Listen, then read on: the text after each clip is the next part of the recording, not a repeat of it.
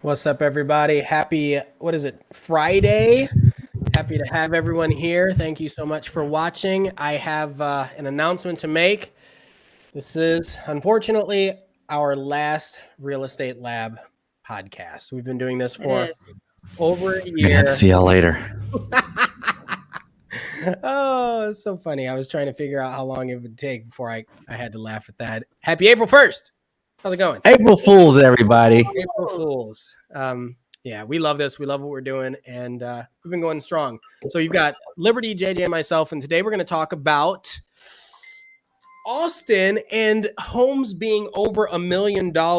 Liberty, earlier you were telling me about the percentage that you saw. Can you go ahead and throw that number out for everybody? Yeah, guys, I was blown away when I was listening to K-View earlier, and they were saying that in 2020, about 4% of the listings on the market were $1 million and above. Mm-hmm. And drum roll, it has almost tripled, quadrupled. It's 12% of listings are now $1 million and above. 12%. Can you believe it?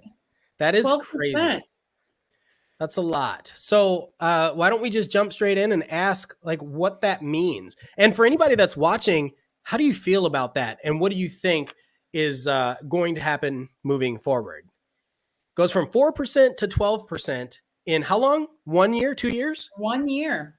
In 1 year, homes over $1 million in the Austin, Texas area. I know people that have lived here forever and they never thought that would happen.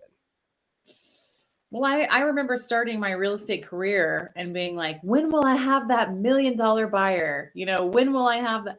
And now it's like, every other, but that's what your budget kind of, if you're looking for the big square footage and all the bells and whistles, $1 million is what it's going to do. So I can't wait to see what you guys have in store for us in terms of what's available out there for $1 million, JJ. Yeah, it's not what you used to think $1 million is, except for you didn't think how cool the city of Austin would be, because that's what it is. It's the location. And I love how you brought that up because we're really having to shift our terminology and our luxury listings. What does luxury mean now? It used to be $1 million was luxury, but is it still? I would say 50% above the median. So if our medium's 600, 900 plus is luxury, I'm just making stuff up. Well, nope. JJ, you're kind of the luxury dude. That's what you love, luxury, and we all do, but JJ especially. And what constitutes a luxury home? It's to me, it's really just going above the median average price points, because it just hits that tail end. If you think about a bell curve, there's only it's more expensive, so it's more luxurious to get something that's more rare in a sense. I think of it as features. And Ian, you can speak to this because you know a lot about these special features. I know you can just spout off. What are some of your luxury clients wanting when they buy a house? I think, yeah, why don't we read Dinosaur D? He says, I'm going to have to move his booty back to Jurassic Park. I won't be able to afford taxes if my property hits $1 million. That's one of the components that a lot of people don't realize when they have a property and they're like, great, I made a solid investment. But if they don't live in that property and have a homestead and the prices start rising around them and their house value goes up, now their property taxes are also going up. And so that hits people wrong. And in fact, what was it, the 80s and the 90s, that's how a lot of people were losing their houses in the Austin area because they weren't ready for those tax increases and couldn't keep up with the appreciation. But let's go back to the positive note is a lot of the features that I've seen are privacy. Privacy is huge. So that could be a large lot. It could be multiple stories. It could be a lot of square footage inside so they don't have to spend it outside. There are lots of reasons why people choose what they would consider what they would consider luxury. How about you, JJ Liberty? What are you seeing? I'm seeing, my luxury $1 million and above buyers, they want that outdoor kitchen space. They want the covered patio, the climate controlled, the the Frigidaire, fancy appliances. They want all of that good stuff. And I mean, you're going to have to go a little bit over $1 million if you want that, guys. That's what I'm seeing, even if you go out to Liberty Hill. Well, so what I think I'm noticing is, and we've talked about this a little bit too, and we'll talk more, but if someone wants the luxury lifestyle, then they usually have to sacrifice something, and it's either location or space, right? Interior space. And so I've seen people getting less than 1,000 square foot, but then they have a $10,000 oven. It's like, okay, but is that wrong? Like if they don't have any children or any plan for children, that's plenty of space for a lot of people, don't you think? I mean, I live in about, 1,000 square feet with 2 kids, and we're pretty comfortable. We're close to the city and get to kind of enjoy everything and, close to those parks and good fun stuff. So, I mean, I see it, but then again, my buyers come in, they're coming in from New York, California, and they want to get more here. They want more square footage, bigger lots, more amenities, and hey, I'm seeing that they're having to kind of trade out apples to apples in terms of square footage, at least. We're going to get back to this one, Dinosaur D. I would buy $1 million house with a view, but I don't want to pay the taxes. I'd rather invest that money elsewhere, so I stick with the median price. That's an interesting perspective. We're gonna touch on that in a little bit. Another thing I wanted to bring up is right now there are 207 new active homes that hit the market last week. Okay, 207.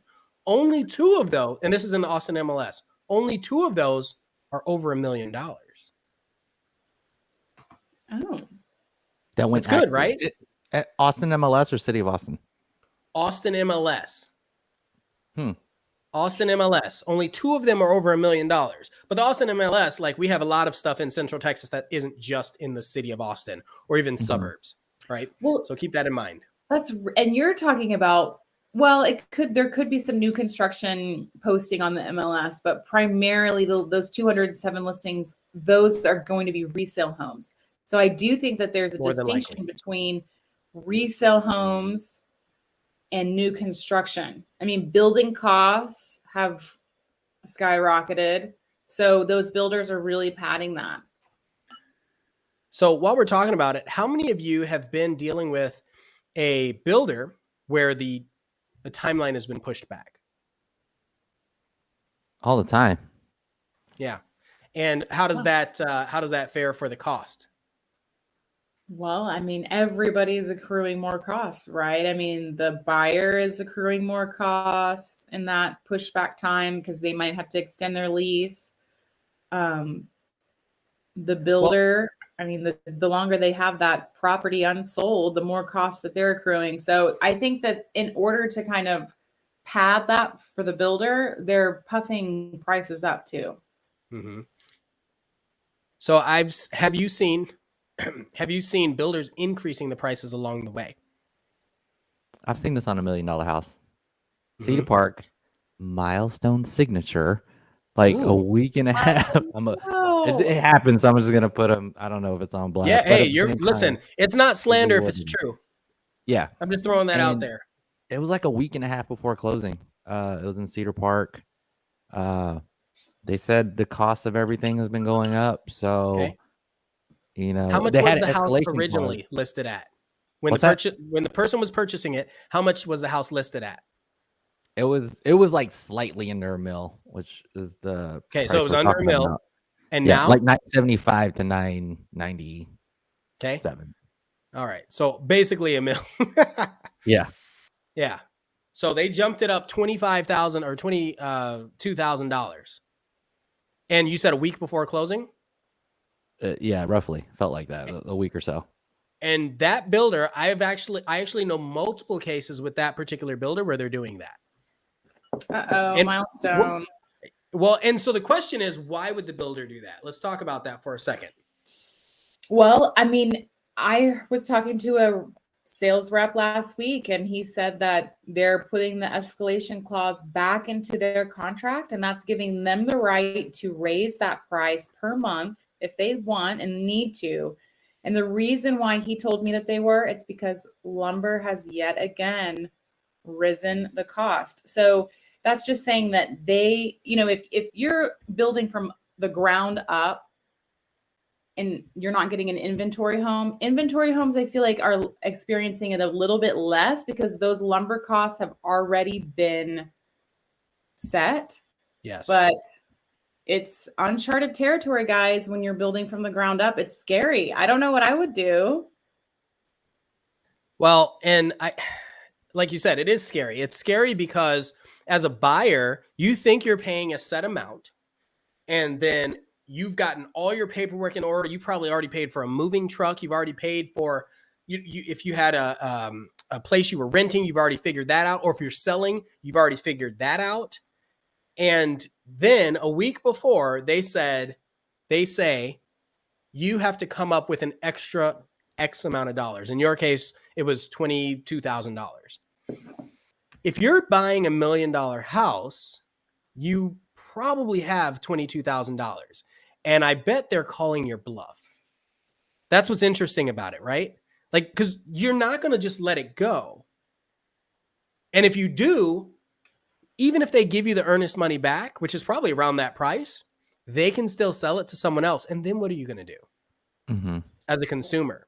So I think it's kind of shady. I don't like it, but I understand it, and it's business. Ooh, guys, I have to tell you this story. It's so relevant because it's just crazy. So I'm talking about a home in Lago Vista, and it was a new construction home. It took about 16 months to build. Okay. So, and it just closed March 1st.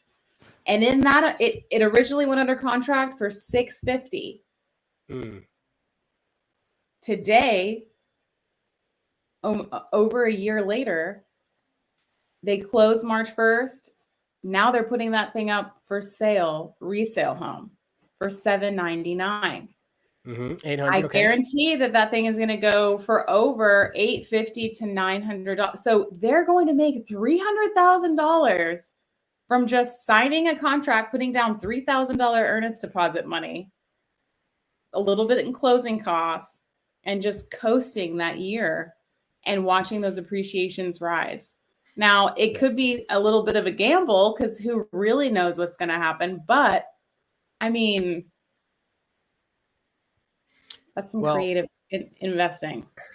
I've been listening to a whole lot of like economical forecasts and financial podcasts lately, and a lot of people, and this is just to be transparent, not to be steering in any direction, but a lot of economists and Wall Street analysts and just hedge fund people, Ray Dalio and the like, think that we're getting ready to hit our next Great Depression, like the 1933 style. Now, the only reason I'm bringing that up, is because what that does is it mentally shifts people their savings practice.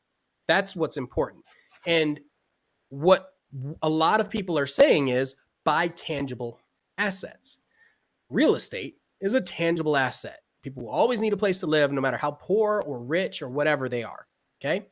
So because of that, we're already in this crazy aggressive market. Interest rates are rising. And now you have like a fear-fueled push to get your money out of stock markets and put it into tangible assets. So I think that that's going to cause our real estate market specifically to continue to rise to untold levels. Now, there will be people that can't maintain, maybe they lose their jobs or whatnot. But we have a lot of people here in the Austin area that have plenty of assets and resources and even plenty of properties. I don't want to spend too much time on that because I'm not an economist, but I did want to talk about it a little bit. What are your thoughts on that? I mean, anytime you say Great Depression, 1933, I started shaking in my boots, Well, because originally when the pandemonium happened, people were like, oh, this is just like 2008. Nothing like 2008, obviously. 2008, we were still selling homes, right, JJ? You were still selling homes. I was doing what I could. Yeah. There's a lot of short sales for sale. That was for sure. So check this out. So Dinosaur D says, but look what's happening with the tech stocks. They've been bouncing back since interest rates started to rise. Yes. But how many people are in investing today that have researched the legacy and trends from 1933 till now? That's my follow-up question. Because there are cycles and there are historic patterns that people can follow. Again, you never know that history repeats itself. That's the only data you have to go off of. Do you think Austin has too many speculation though? Like, I was looking at Kentucky because their appreciation was like 10%, and I felt like that was digestible. When we talk about 30%, Where in Kentucky? Like I've got family. Most of my Louisville? family is in Louisville. Yeah, or that area. Yeah. Where it's well, more mild. So you know what the draw is to Louisville? Is the affordability? Affordability is one, but also it's a college town, just like Austin, just like San Marcos. Yeah, college towns started. That's how Austin started. Oh, this is good. You want to read that, Liberty? History might not repeat itself, but they say it rhymes. That's pretty funny. So just for those of you who are just tuning in, the reason why we're reading out the comments is because we're also on Google Podcasts, Apple Podcasts, Spotify, and soon to be YouTube podcasts. So make sure that you follow us on those channels if you're interested in listening to it while you're driving to and from work. So I want to show this. Speculation in Austin. Say it again. Do you think there's speculation in Austin? Well, I don't know about speculation, but let me share this right here. This is there we go, $1 million property downtown. $1,000 a square foot was the list price. Okay. Obviously over $1 million. And HOA, $1,000 a month. Taxes, $2,200 a month. The tax rate is fairly low. I mean, it's an Austin tax rate. Usually Austin tax rates are around the 2.1, 2.2 mark. So for those of you that are curious, where the suburbs are generally higher, especially if it's a newer project. 2010, no land because it's a fractional land. This is an NFT, guys. That's what it is. So fractional land in a building. And what are your thoughts on this for $1 million? So this is what I want to hear in the comments. So for $1 million, are those limestone? What countertops are those? That's downtown. Yeah. I mean, how many square footage? Okay. What was the square footage again? Good question. So 1,200 square feet. 1,200. Mm-hmm. Oh, it's a one bed. 1,200 square feet in Austin, 1 bedroom, 1 bath condo for over $1 million. Yeah. I mean, I wouldn't do it because I'm a fan of like Pemberton neighborhood. Ooh, that is a pretty bathroom. So would you call this a luxury purchase? Yeah, anything with that much marble is definitely luxury. That's how. Yeah, anything with that much. Random bruh says I'd pay $250 for it. I mean, it's the size. I think it's the size of my primary bedroom closet right now. I'm pretty sure because it's crazy how much. The whole house. Think about this in regards to high-rise condo tels, right? Where it's a condominium. Yep. But across the way is the Four Seasons Hotel. What's a better brand in regards to luxury hospitality? Because there's Hilton condo hotels, but Four Seasons, there's a W too. But I would say W is a little newer. And for those of you who haven't done anything with the condo market, you got to realize that part of the HOA, part of the benefit is that you're paying a lot of money, not just for the view, but for access to like little common spaces like this, workout facility, all that sort of stuff that are just in the building as well.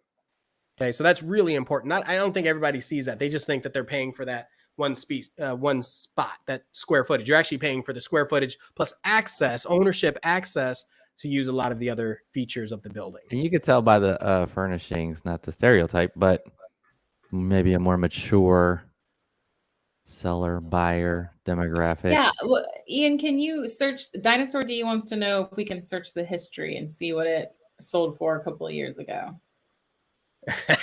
Lend you my time machine. Go back to 1990. I feel like it may be. Well, it's not 2010. too much. Okay. So for those of you that don't understand, some of the value that real estate agents offer is once something is off the market, it's difficult to find the public valuation of it. But realtors have the ability to do that. So let's see. I don't think If it was on the market in the past. So I'm just going to show a quick number. Quick number. Oh, there. 2001, 507. So most in 10 years, it's doubled in price. More than, yeah. So I feel like 2001, right? 2001. You know what? Yeah, 2021. The way that Yeah, I 20 years. Isn't that crazy? 20 years. That's not a lot. The way that I wrap my head, I mean, I was just embarking on annual reviews from 2021 to 2022. And pretty consistently, everybody's had a 10% at least increase from then until now. So wait, it's 2010, right? It was built in 2010? built in 2010. Here's what we don't know. We don't know if you were allowed to purchase equity in this building earlier, and then it took them 10 years to build it. I don't know any of those details. I know. What's that all about? But from 2010 to now, 10 years, if that's the case, right? You got under contract for $500,000 and now it's worth almost 1.2. That's okay appreciation. Don't you think? Dinosaur D doesn't think so. I mean, yeah. I think that it definitely is. You can't really look at single family home values increasing the same way that you do condos. Condos have a different level of appreciation because it's the dirt in a lot of cases that is appreciating. It's the land. Yeah. And you can add for single family homes, you can add a deck. Yeah, that's what I'm thinking with Dinosaur. You can improve that property. And condos, you're kind of stuck in just riding that slow burn. So my question, Dinosaur D, would be, and this is good too. How much could you rent something like this out? Excuse me. What I often tell a lot of people, and this is kind of a trick of the trade, and you tell me if you do something similar, is I say, go look today and see what is for rent that is similar today on Zumper, rent.com. I don't care if it's Zillow. It doesn't matter. What you want to see is what is currently out there that is similar to this to help you gauge what you think you might get.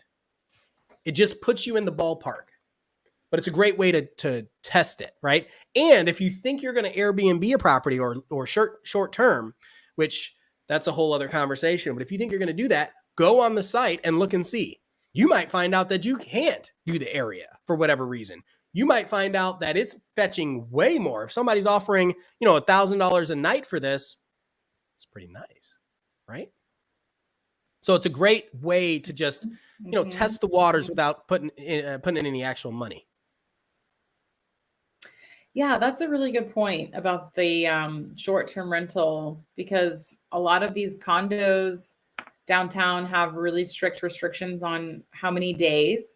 But hey, if it's 22 days a year, but each day you're going to have $1,000, you just have to crunch the numbers there. Do any of you have a $1 million property that you'd like to share, single family, that you think would be worth sharing? I got a couple. Okay. Do you have it shared? Yes. I actually have two, just to save time. So I also want to mention that while there were only 207 new houses on the market and 2 of those were $1 million homes, right now active on the MLS are 533 homes in the Austin MLS that are over $1 million.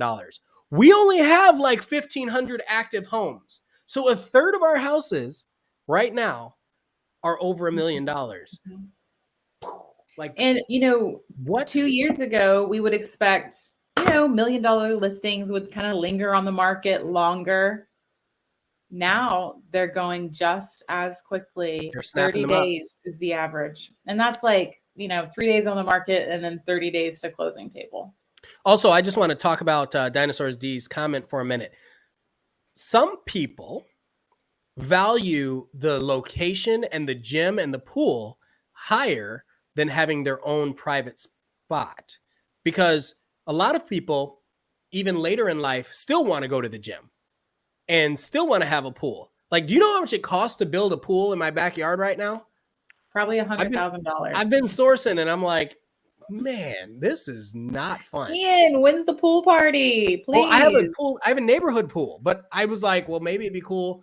It'll up the value if I add my own. And I'm like, I don't know. Lumber prices are going up. It has nothing to do with the pool, but if they're going up, then you got to look at some of the others. And gym memberships, what are those? Orange Theory. So I go to Orange Theory. That's almost like $200 a month for my wife and myself. Maybe $250 a month. It's a lot of money. So to have that as a quarter of the HOA, there is some value in that. Not everybody can do that, but we're in that position. People don't buy condos so much for investments. Like, I love living in a condo because you don't got to do anything. You pay HOA, you don't got a yard to mow. They take care of the. Everybody, you want to read it? The pool. Random bruh. Dinosaur D, true. I bought 2 houses end of last year and they've appreciated 20% so far. Crazy. Where are those houses? I want to know that neighborhood. Yeah. Where are they is good to know. But also check this out. I bought 2 houses at the end of last year and they've appreciated 20% so far. That is crazy. That is normal in this market. Yeah. Which is like anywhere. Which is crazy. Area. I like this one. Nom Nom says at that tax rate, we will all work for the county part-time. Think about it. $30,000 in taxes is half of a salary, a median salary for a single person in Austin. I think it's 70,000, but still. What?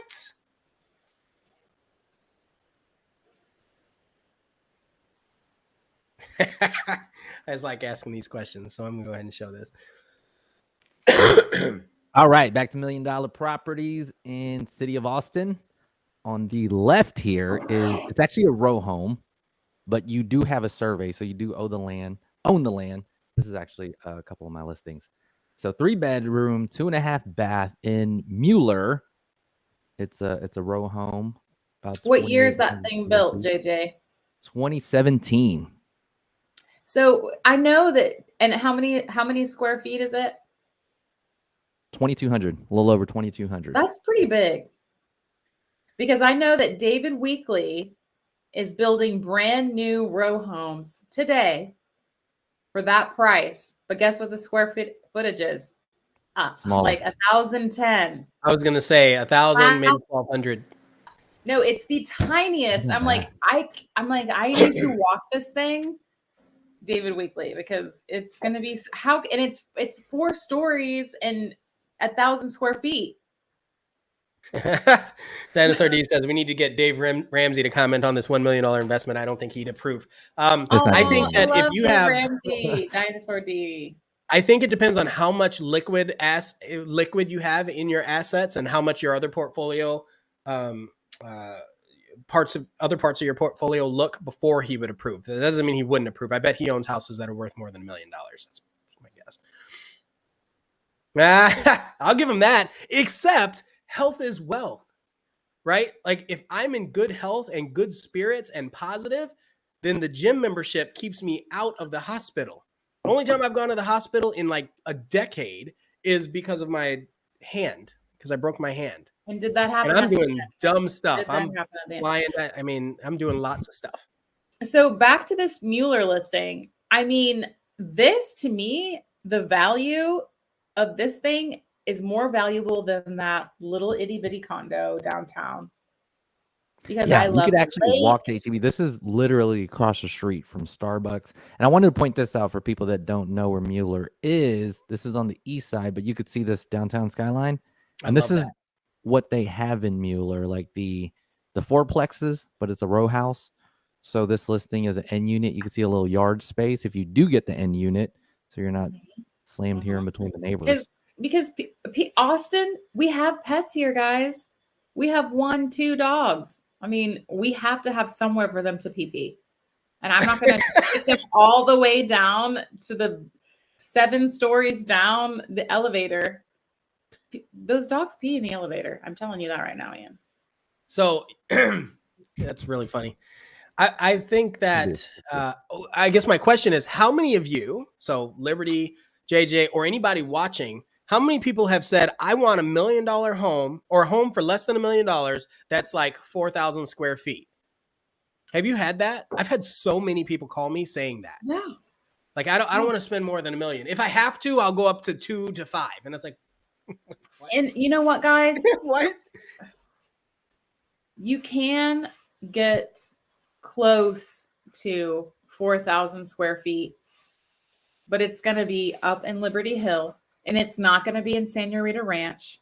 It's not going to have a pool and food trucks. It's going to be a little tiny piece of land surrounded by cows. You can have that. All right, JJ, tell us about this other one. All right, so 4,000 this square one feet. is a little bit more because the square footage is similar. Again, a little over 2,200 square feet, 3 bed, 2.5 bath. It's its own house. I know we're talking about a house. Now, this is directly east of downtown off of East 13th Street, built in 2016. Okay, Got it's a off white of picket East stamp. 13th. Why is this a draw for people other than the land, other than the tax rate? Probably no HOA. Why No else is this a HOA. draw? Because you have entertainment districts like E6. You got That is 11th Street. huge. We which can use is the word being redeveloped. gentrification on. We can say that, right? As realtors, It's been gentrified. Yeah. Hardcore I didn't say gentrified. that. I was just asking if we could use the word. You just sold yourself out. I'm just Yeah, kidding. the east You side know, has been JJ, gentrified. I could say that. he is he'll say whatever he wants, Ian. Gangster like I that. will say it. Gentrification is occurring on the east side. I think it's occurring in this whole city. I don't know if it's necessarily like a disenfranchised group, but I mean, it's all getting more expensive and people are adjusting. That's a more general explanation. Prices are going Is up that and we're all AstroTurf? adjusting. Is that real grass? It's AstroTurf. Okay, I was like, ooh, that's some It's the backyard. turf. 2-car garage in the alleyway off of East 13th Street. Forget about that carport in the AB unit. That's actually why it's also a little bit above $1 million. Look at that. That's a little closer to downtown now.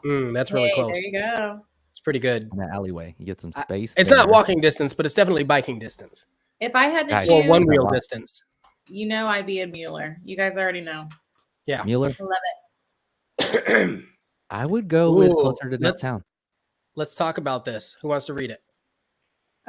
Random Bruh says, what's y'all's opinion on Open Door? How indicative are their offers with respect to the market? My opinion is that they are offering homeowners overvalue prices. That's happening. But just pay close attention to those fees. What do you think, JJ? I don't know. They used to not be good, and then Zillow was stupid enough as a company, but cool enough as a buyer for sellers to buy a bunch of stuff overpriced. And then what? Zillow lost 25% of their company or something doing that. So I don't know if Open Door is smart enough. Well, you got to remember they're looking to invest, so you're not really trying to sell to investors. But if they're a dumb investor, it'd be great. Typically, I get calls because Open Door is not offering enough, but that's just my experience.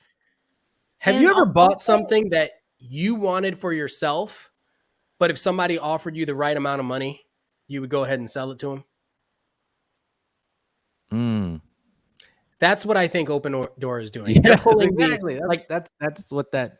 Anybody who has ever bought a PlayStation or a video game console, right? You buy it they don't make money off of the console. They make money off the ancillary stuff, the software, and then the controllers and the peripherals, right? I think that's what Open Door strategy is. It used to be where they'll pay way over, back a couple months, because the long-term benefit is that they can now list the property and get free data from people who are looking to buy houses. And then they can sell that data to realtors, or they can charge you a higher fee to sell it for you. I'm sorry, sell the house in the future. Word on the street is that they did change their ways. They did change their ways. But yeah, so service fee, Random Bro says he remembers seeing a service fee for like $5,000. Here's what they don't tell you. Depending on the company, there is not only a service fee, but then there might be a small commission. So if the commission is 1%, plus there's a service fee for 5%, plus there's a repair cost that they don't tell you about. They don't advertise that, but there's always going to be a repair cost. At the end of the day, if they don't offer you more than market value, then you end up paying more than you would with listing with the realtor. However, the benefit ends up being that you rarely have to deal with the showings. So you're paying for the convenience. And for them, they don't care if the house sits on the market, because if somebody comes along with a good offer, they can sell it. And if not, they can it's an asset that they own. It's building equity, and they're getting leads, which they can sell to other people too. Oh no, milestone. Wow. $100,000. That is boo-boo.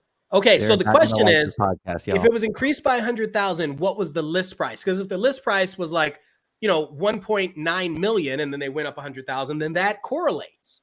It's fine. I bet it was it's not fine, but 500,000 price point. Oh, I wouldn't be able to close. Notice, same builder. I just want to point that out. Oh no, that makes me so sad, because I do really love Milestone. My point about that is, if you're watching this and you have them and you are under contract specifically with this builder, share it. I'm saying share it with, Google, Yelp, all that sort of stuff. Maybe after you close on the house, but also anticipate this. You can find a lender right now who will lock in your rate for a lot longer time. So that way you're not hit with double cost increase, right? Because right now rates are over 5% for some people. And then you're going to get hit with another 2% increase. It's crazy. And that's not the only builder doing this.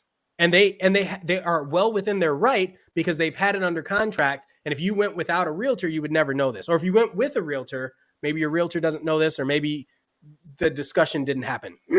You can't sue them back to the Stone Age dinosaur D. I wish you could, but it's in the contract that most people signed, and they didn't know. They also signed something saying that they could build it 2 years later, and you can't do anything about it.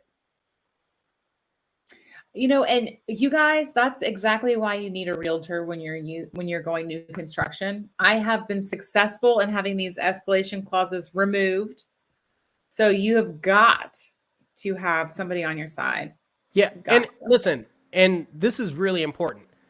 We are all pretty darn successful as real estate agents. We're not saying you have to use us, you have to use you have to buy a house. Like nobody's saying that, but it's an opportunity for you to have a second set of eyes that you don't have to pay out of pocket for. That's it. That's all we're saying. Use education wisely, especially if it's given to you, and just check into it. But anyway, so let's go back. So I really like this second house because of the proximity. It's on the east side. I think the equity will continue to grow much stronger than a condo, personally. But you're trading that benefit of having all of those amenities built into the property. Yeah. Yeah. Maybe he doesn't want to go for a swim. Maybe he likes the local Y. Eastside Communities YMCA representing right here. Look. John S. says Milestone increased 25,000, which we were ecstatic about, which is sad to say. We finally closed on Wednesday. Congratulations. After 16 and a half months. 16 and a half months, went up $25,000, and he was happy because they could go higher and they could have taken longer. but they're happy to have a house. And John, tell us this. When you closed, was the appraised value higher than the sales price? My guess is yes. Heck yeah, John. That is awesome. Dinosaur D's doubling the whoop whoop party at John's house. Congrats. I know. Did it close these days? Ooh, random bruh. Imagine spending hundreds of thousands of dollars without consulting a professional. Imagine that. Whew. I'm gonna tell you. I get it. I'm in the mindset of like, save as much money as you can. Yeah. Well, I don't think a lot of people understand that in Texas right now, you don't have to pay out of pocket 99.9% of the time when you bring a realtor. I don't think people get that, right? They think, oh, it's new construction. Those sales reps will take care of me. And it's like, no. Their job is to sell you what they have, period. It doesn't mean they're not nice. Doesn't mean they're not incredible people, but they're not looking at it from a whole. They're looking at it from an isolated view. And that's okay.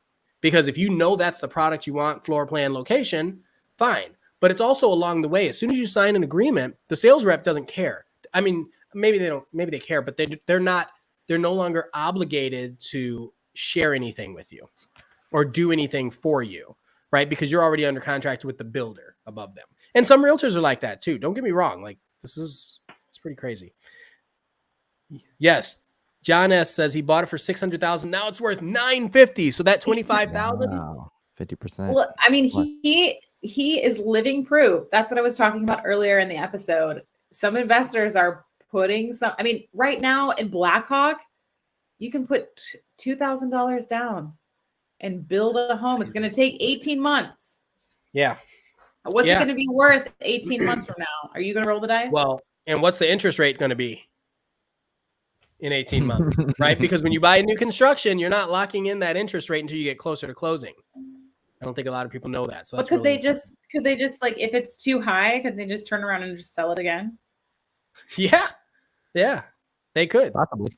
Yeah, that's the thing. You don't actually make any money until you sell it. Now there might be capital gains tax. Like in John's case, if he's over 900, if he made over 250,000 net profit, then you have to pay capital gains tax, but check with your CPA. Don't just assume that what I say is 100% true when it has to deal with accounting.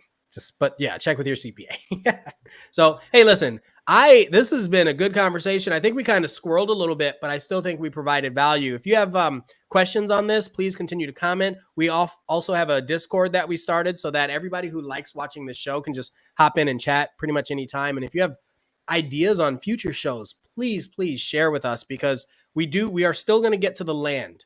We want to talk about the land and building on your own. That takes a lot of prep, and we want to bring you an episode that has good value, not just wing it, right? Because we want to find like real options that are out there. So what do you think, Liberty, JJ? What do you want to share with people? That's right, guys. We want to hear from you, because this is why we do it. It's to listen to you and answer your questions. We love providing this information for you guys, and we hope to see you next week. Hey, question. Anybody going to the Kite Festival? I'm going. I'll be there at 11 o'clock. Really? What time are you going in? I'll probably go at like 10:30, 11-ish. Okay. Depends. I'll see you there. Whenever's windy, I'm going to go look at charts. Maybe there's some wind, but I got to go buy some kites. I'm saving myself for the Bob Marley festival. The Bob Marley. I love it. Yeah, so we got to get some footage of the Kite Festival. So anyway, JJ, what do you think? What do you want to share? Yeah, drop some comments. Obviously, we do this for y'all. You're our viewers. If there's information you want to know about neighborhoods, prices, investing, land, there we go. Land in Austin, greater Austin area. Let us know. Listen, random bruh, if you could break me off a piece of that land, I'll pay you fairly for it. Maybe even a little more than it's worth. I want a little bit of land myself. So go ahead and sell through the comments. Post that listing. Yeah, just post that link. Hey, listen, there's nothing wrong with that. This is a capitalistic society. Go ahead and do it. Anyway, you hold on to that land. Yes. Don't you do break it up. Nah, you can sell it. Sell it to me.